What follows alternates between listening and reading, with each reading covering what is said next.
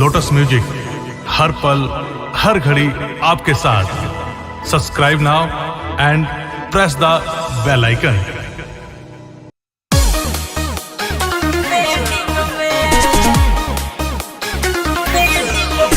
Music by Shankar Singh.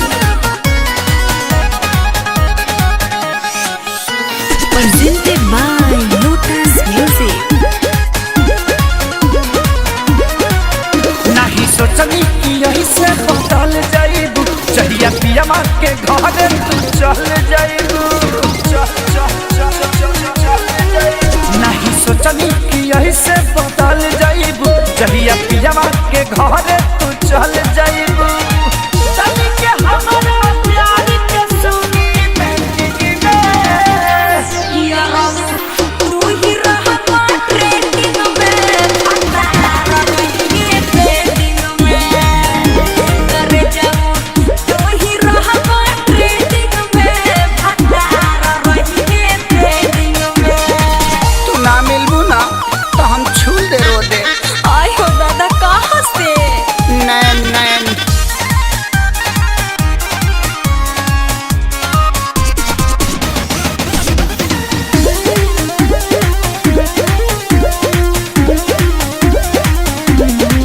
बड़ी भाग से मैसेंजर पर भेटैलू।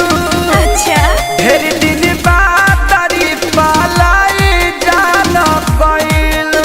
हरियर नया शादी के असर रहे हो।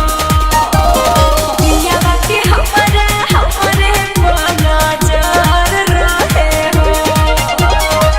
मिलन ना बाजा में सब सेटिंग में। तू ही रहा ट्रेंडिंग में, फटारा रही ट्रेंडिंग में। ए जानू तू ही रहा ट्रेंडिंग में, फटारा रही ट्रेंडिंग में।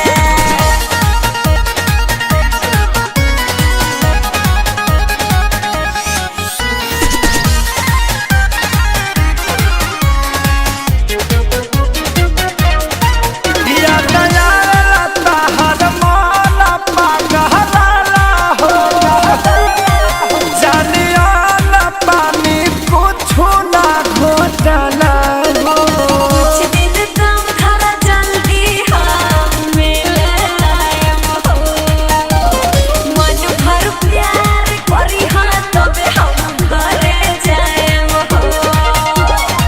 खोला दिल के चकाला साल रही लैंडिंग में। सारी तू ही रहा ट्रेंडिंग में, पवाना रही ट्रेंडिंग में। ये सारी तू ही रहा ट्रेंडिंग में, पवाना रही ट्रेंडिंग में। Presented by Lotus Music।